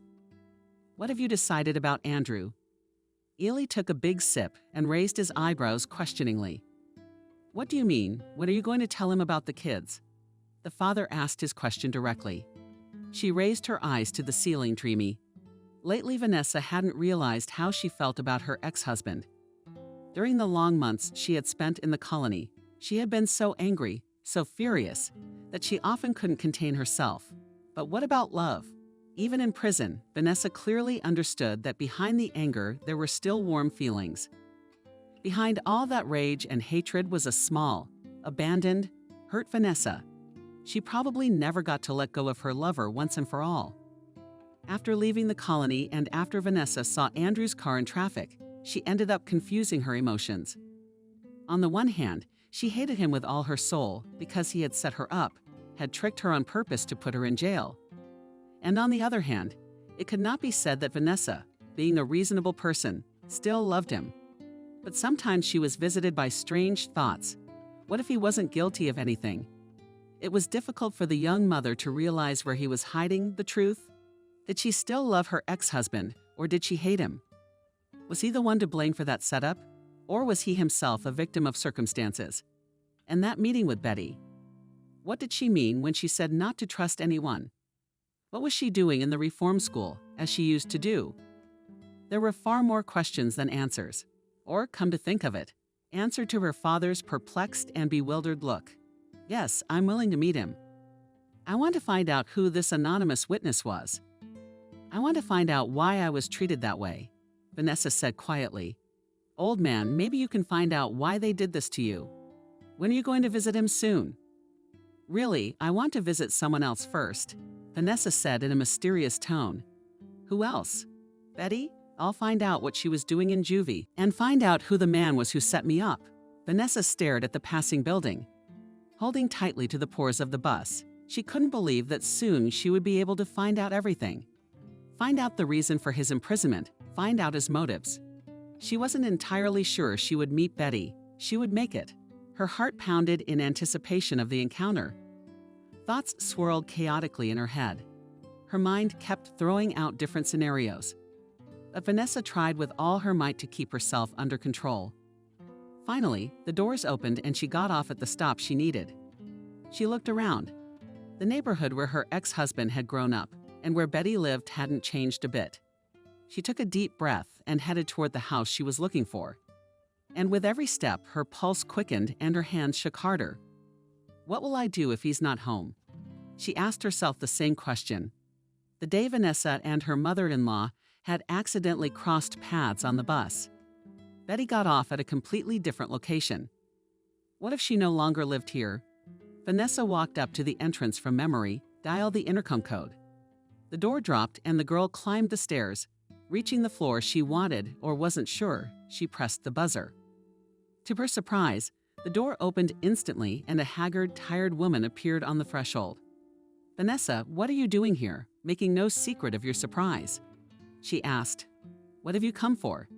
"To find out the truth," announced Vanessa. "Why did you want my trial?" "What have I done to upset you so?" whispered Betty discontentedly. She took a quick glance up the stairwell. Then she grabbed Vanessa by the arm and pulled her back. She quickly closed the door to the apartment. "Quiet you. Why are you shouting all the way down the hall?"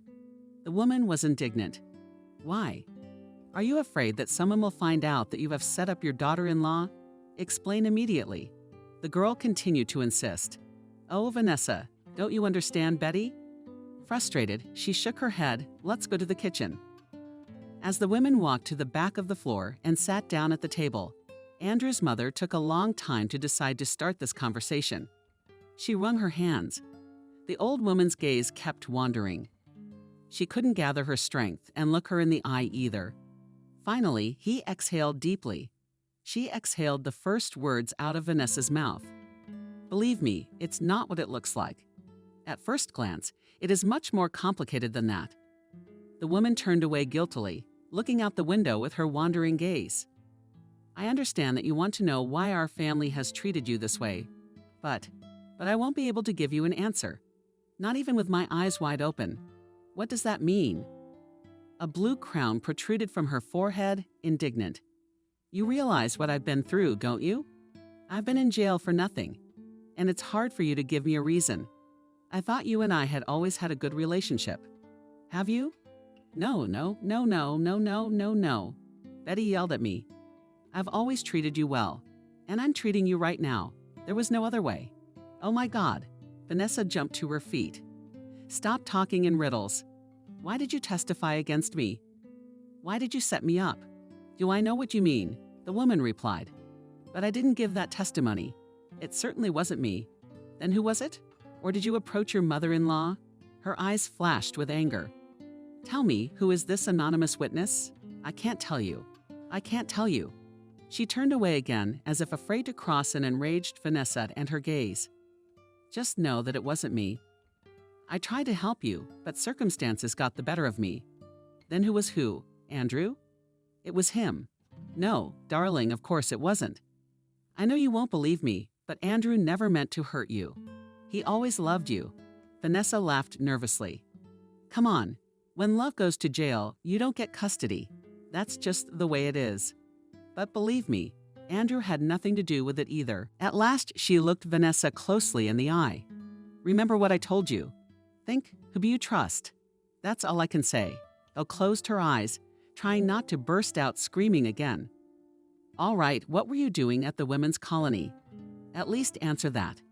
Betty thought long and hard before saying anything, tapping her fingers nervously on the table, frowning. "Okay, I'll answer," said the woman quietly. "I, like you, have been condemned. Only I, unlike you, have been allowed to stay at home under house arrest, but my movements are restricted. In addition, I have been assigned community service. There is a departmental factory not far from the colony. That is where I am forced to work. Fate has not only treated you badly, but also you. Why? Or did you just close your eyes in surprise? What have you done? That's just it. Honey, I'm not regretting anything. You and I got into a terrible mess. You got away with it.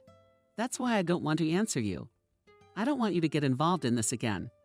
In a situation like this, not knowing is the best thing to do.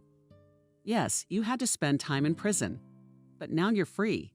Forget about it all. Move on with your life." That's easy to say. Celia resented it. "My life is ruined. I can't get a job because of my criminal record. My mother kicked me out of the house, and my kids are kids." "What kids?" Betty asked in surprise. "And wait, Mom, your mother kicked you out of the house? Where do you live?"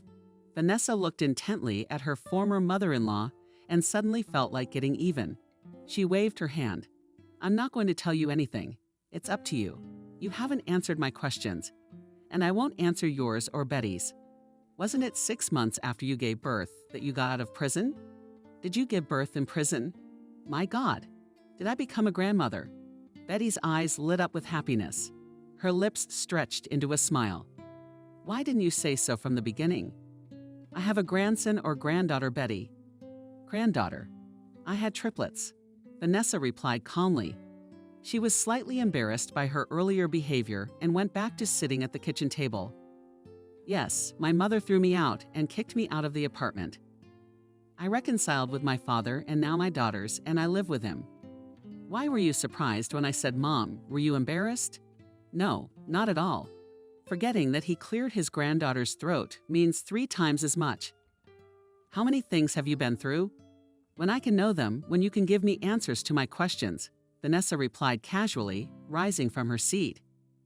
She left the apartment without waiting for her ex-mother-in-law's answer. She ran out of the house in a hurry. She didn't want to be there a second longer, nor did she know what to think. Once again, she had even more questions. What was Betty talking about? Why was she being judged? What was she hiding? Was Andrew really not to blame? Not wanting to think about what had happened anymore, Vanessa got on the bus and headed to the bus station to catch one to take her to her neighborhood. As it turned out, she was no closer to solving the mystery. But I don't know, Oliver said thoughtfully. I don't think she's lying. Then why isn't she telling the truth, Dad, if she has nothing to hide?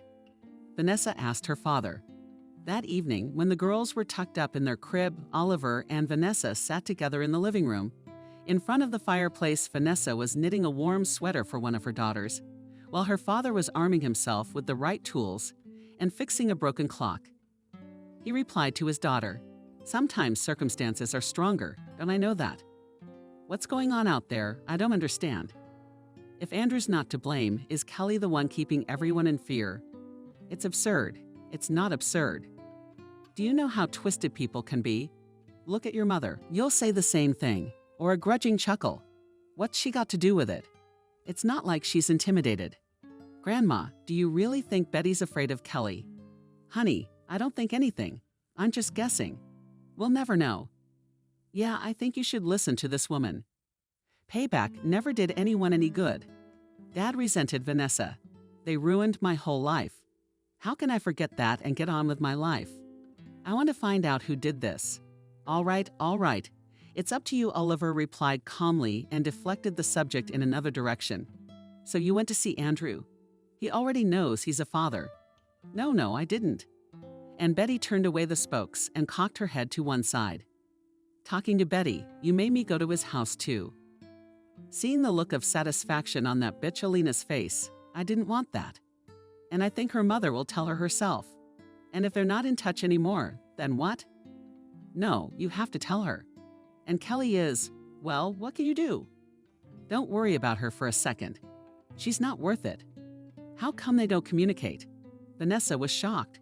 She was so protective of him, so dismissive, screaming that it wasn't her fault he had a deadline. Do you think she would have defended him if they weren't in contact? I think they're doing well. You can't know for sure. You have to go and see for yourself. Talk to Andrew and let the situation go. That's what Vasilisa said. Live your life, Oliver urged his daughter. Vanessa wondered if it was Andrew who was keeping her mother in fear. Is that why she was talking about him like that? What if Andrew is the anonymous witness? It could be anything. Betty, go see him now and talk to him from the waist up. That said, Vanessa resumed her knitting. The rest of the afternoon passed quietly. The family did not return to this conversation. With quiet, uncertain steps, spring was approaching, the snowdrifts were melting, leaving giant puddles, and all of nature was preparing to wake up, and Vanessa's work did not stop. In just a few months, she had built up a whole portfolio of customers. Orders poured into the craftswoman's hands like springtime streams. Life was improving little by little. Vanessa's daughters were growing up and making her and their grandfather happy. Oliver worked in his store. Vanessa herself was gradually recovering. She worked for her own pleasure and raised her daughters with passion. You could say that Vanessa's life was almost perfect if it weren't for one small detail. She could not forget what had happened to her. Literally every night Vanessa didn't sleep for a long time, all the while dribbling and thinking about how unfairly she had been treated. And who was to blame? It turned out that Vanessa couldn't take Betty Mikhailovna's advice, and once again decided to find out what was keeping her awake at night. She pulled herself together and left her children in the company of their loving grandfather. A return to the city with the purpose of seeing Andrew. She drove to the house where she had lived for those years. As soon as Andrew turned 18, his parents bought him a separate apartment, and he, of course, immediately invited his girlfriend to live with him. The young people lived together, and if someone had told them, then how would be their future life? To remember the past, to believe in all the recent events was unbearably difficult, even impossible. Approaching the house, Vanessa raised her head, squinting against the bright sun. She quickly found the balcony of Andrew's apartment, and nostalgia returned to her with renewed vigor. She remembered how, when she had moved in with her fiancé, she had started a greenhouse on her balcony, how she had gone across town to buy another flower. Now the balcony was empty, and now she lived there with annoyance, Vanessa observed to herself. She couldn't get it through her head. Why had Andrew abandoned her so easily? How could he have left the one he had once loved more than life? Why had he changed her for another in an instant? Vanessa made her way to the entrance and, without thinking, rang the doorbell. After her conversation with Betty, she didn't know what to expect. Andrew opened the door. "Hello," stunned she looked at Vanessa. She said hello. Finally seeing Andrew after a long pause, Vanessa immediately realized something was wrong with him. Panic in her eyes. It looked like he was the one being held prisoner and not Vanessa. She lifted her chin proudly. "Why?" he asked instead of waving. "If you fell out of love with me, why didn't you leave me? Why did you have to ruin my whole life like that?" Andrew lowered his eyes. "Vanessa, you shouldn't have come here. Why should I?" The girl was outraged. "What secrets do you and your mother have? How many times? At least explain everything. Have a conscience, after all." Andrew raised his eyebrows in surprise. "Have you seen your mother? How is she? What's wrong with her now?" He turned around, peering down at the floor, and took a step forward, stepping out into the hallway. "What has she told you?" he asked, lowering his voice. "No, answers first. Or did she point the finger at her ex-husband? I'm sick of all this. I just want to know why I've been treated like this." "Andrew," he scratched his ear uncertainly. "You'll find out, I promise. Just give me some time." "Time for what? What do you need time for? What's going on here?" Vanessa almost shouted. "Why did you testify against me?" "I didn't," Andrew shouted, and immediately embarrassed by his own emotionality. "And believe me, your incarceration was the only way out for us. Do you even know what you're talking about? Have you ever been to juvie? Do you think it's paradise? No, I haven't. I was faced with such a choice that your incarceration was the lesser of evils." "Those people." "What people?" Vanessa interrupted. "Who are you talking about? Those people could have done much worse things to you. I still don't know who sent them, but it's very dangerous to mess with them." Andrew, like a frightened child, turned at every noise. His voice was calm. It was evident that he was very frightened. He lowered his voice. "You shouldn't be here. Go away, please go away, I'll get back to you later." When the sharp sound of the door opening prevented the man from finishing that sentence, Kelly appeared in the doorway. "What people?" she said in an unpleasant voice. "What are you doing here?" Vanessa took a menacing step forward, looking sternly into her former friend's eyes. Vanessa was no longer the shy girl who had cursed at every loud word a couple of years ago. Prison had taught Vanessa. Life had taught her not to be afraid to look her enemy straight in the eye. Seeing her former friend's confident gaze, Kelly visibly stiffened, but tried not to show it. She rephrased her question, "Why did you come here?" "To look you in the eye," Vanessa said plainly. "Why did you do this to me?" "That you were afraid Andrew wouldn't last long." "If I'm still free," Kelly seethed, losing her self-control. "How dare you?" she screamed. "Andrew was never yours." The ex-husband, who had been standing beside her the whole time, shot a meaningful glance at Vanessa, and turned to Kelly. "Don't be nervous. Shall we go inside?" "No," snapped an already enraged Kelly and hurled, "Vanessa, you're a dirty thief. You got what you deserve. Thieves should be in jail. It's not your pendant, it's Andrew's family pendant. You had nothing to do with it. You just slandered me. And you were my best friend. Do you know how they treat people like you in juvie? Or did you just squint? Is Kelly getting nervous? I don't know and I don't want to know. That's the kind of knowledge I'll never need." "We'll see about that," Vanessa replied firmly and turned and walked away. On the way home, Vanessa couldn't stop thinking about Andrew's words. What kind of people he was talking about and why he had stopped communicating with her mother. And about Alina's strange behavior. All nervous and jittery.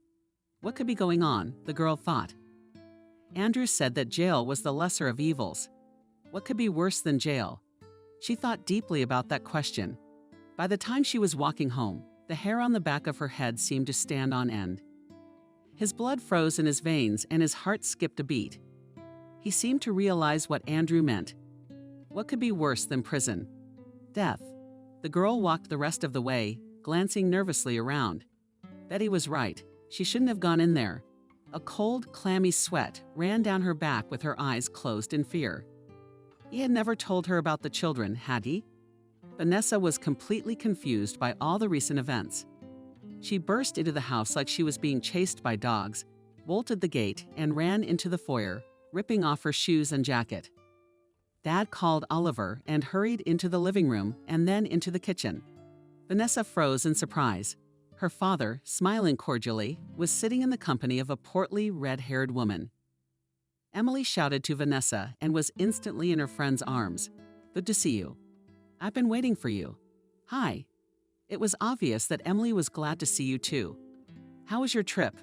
Vanessa sighed nervously. "Dad told you everything."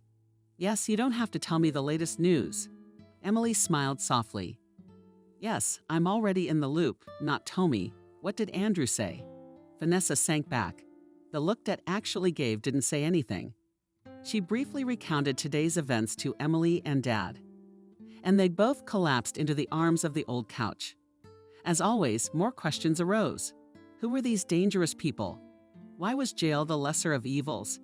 I don't understand anything at all. Who was the anonymous witness? The moment Vanessa mentioned the mystery witness, Emily and her father's faces visibly changed. Emily and her father's faces visibly changed, or asked in surprise, "What's wrong? What's wrong with you?" She looked worriedly from her father to her friend Vanessa. Emily got up from the table and approached the girl, taking her hand. "I came to see you for a reason. I learned something, that or looked interested." "What are you talking about?" "Remember when we were in juvie and I promised to help you with your case?" Emily asked. "Of course I remember. Tell me what you found out. Isn't it intriguing?" "Don't ask me how, but I was able to get into the files and found out who that anonymous witness was. I know who gave that testimony that got you thrown in jail." Emily exhaled heavily, not breaking eye contact with her friend, or burning with curiosity. Who is he? Who? Talking. And already she gripped the woman's arm tightly. Or was it her mother? How? Or was her whole life flashing before her eyes? He knew his mother was far from being a gift, and what his father had told him didn't fit the image of the perfect mother. But to send her own son to prison knowing it wasn't her fault. Vanessa couldn't believe what she was hearing. "Are you sure?" she asked quietly. Maria was the witness. It was she who told in color how she saw you hide and steal the toilet, the pendant. "I'm sorry, I really don't know how to support you." Emily went down to the palace, holding her hands tightly. "I can't imagine how anyone could do that to their own daughter." "I can't either." Vanessa spoke softly. She looked at Oliver. "Dad, did you know?" "I just found out now from Emily," the man replied. "I'm shocked too. I knew Maria would frame anyone but you. I don't know what to think. Why would he do that?" Thoughtfully, as if to himself, asked the older man. "I don't know," Vanessa replied quietly. "But I will find out. This cannot go unpunished. He must answer for it." With these words, Vanessa got up and ran out of the kitchen. She went upstairs to her daughter's room. How can this be? thought Vanessa, and immediately analyzed the situation with herself. Could she have incriminated her daughter? Never and never in her life. Whether after the father's story or definitely changed her opinion about her mother. But still she tried to understand her. But now Vanessa realized that she now refused to relate to her. She had finally figured out who was involved in the setup. She had figured it out and was ready to get revenge. The next day, Vanessa traveled to the city.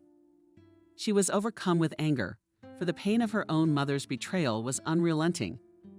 Once again, she went to confront the relationship. True, she now had some information at her disposal.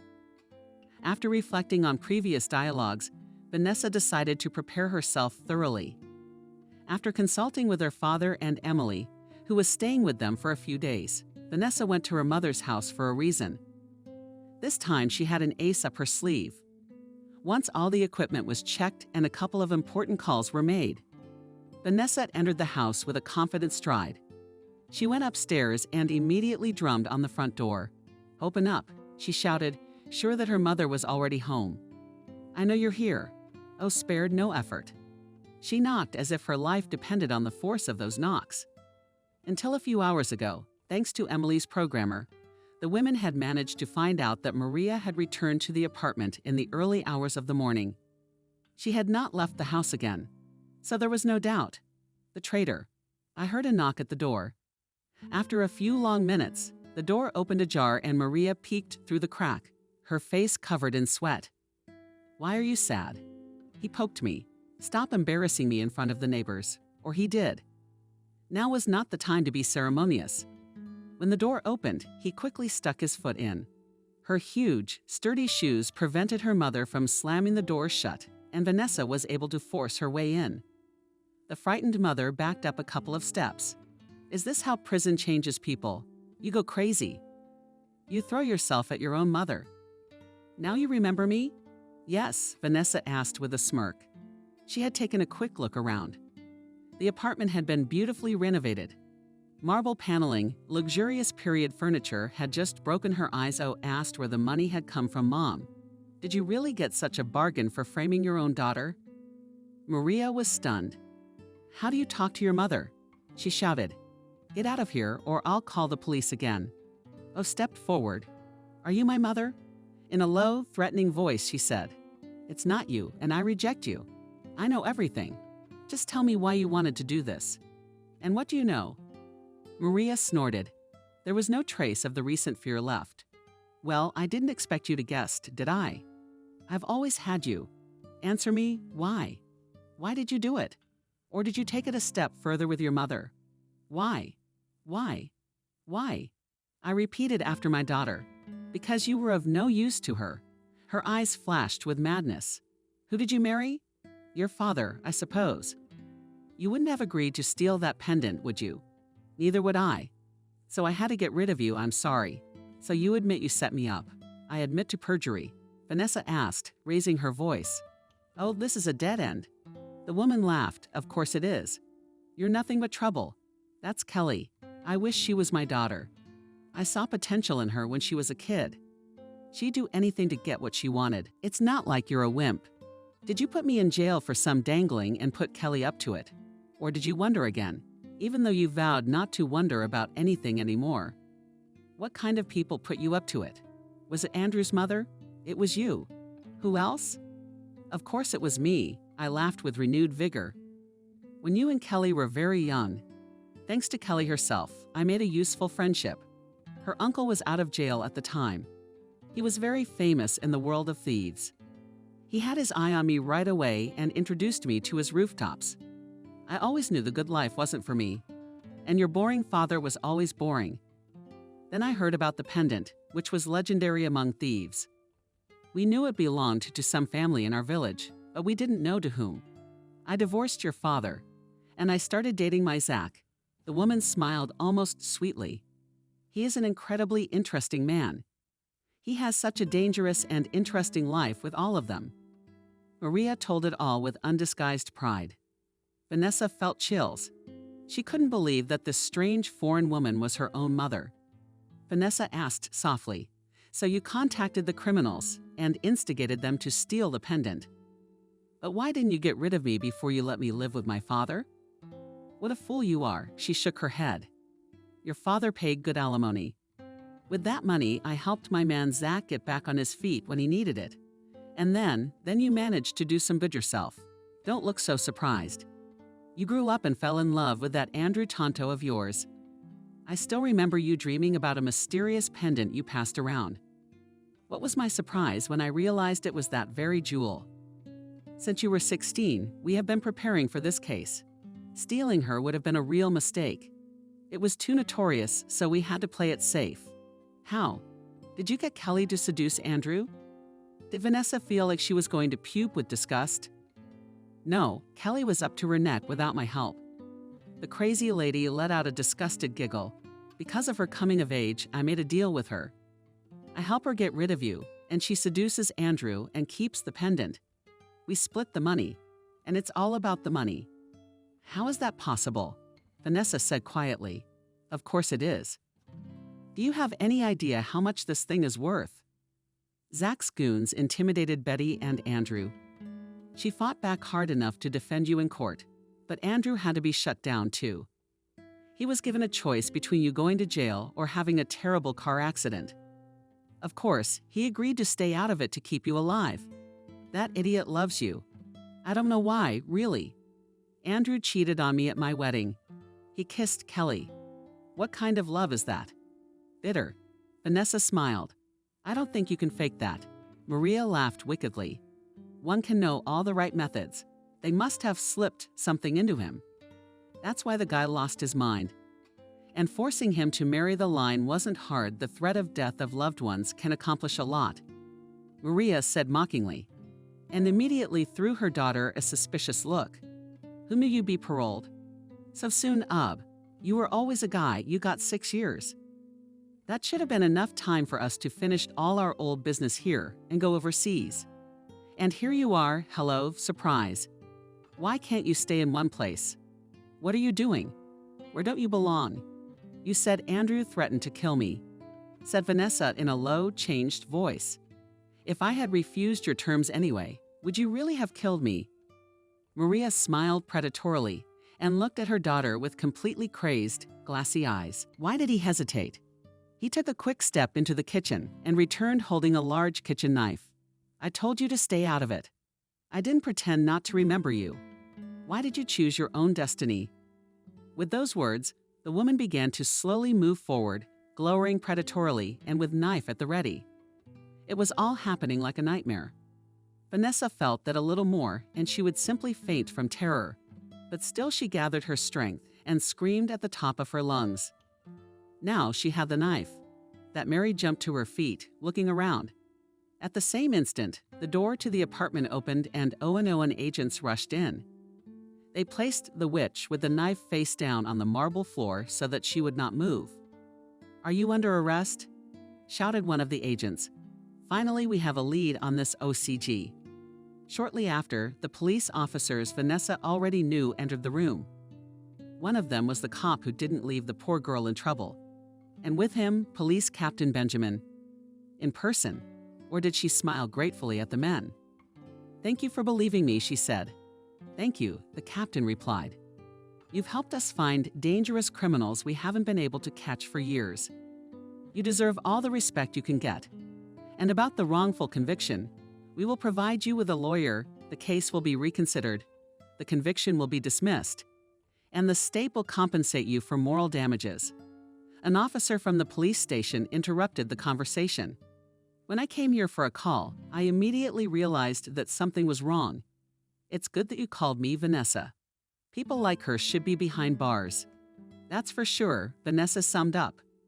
Before going to her mother's house, she had a long consultation with Emily. She had suggested the excellent option of contacting a policeman she knew. Either that or exchange phone numbers with him and offer him a deal. Vanessa arrived at the police station and in her concealed clothing, a listening device. She deliberately turned to her mother with the intention of getting as much information out of her as possible.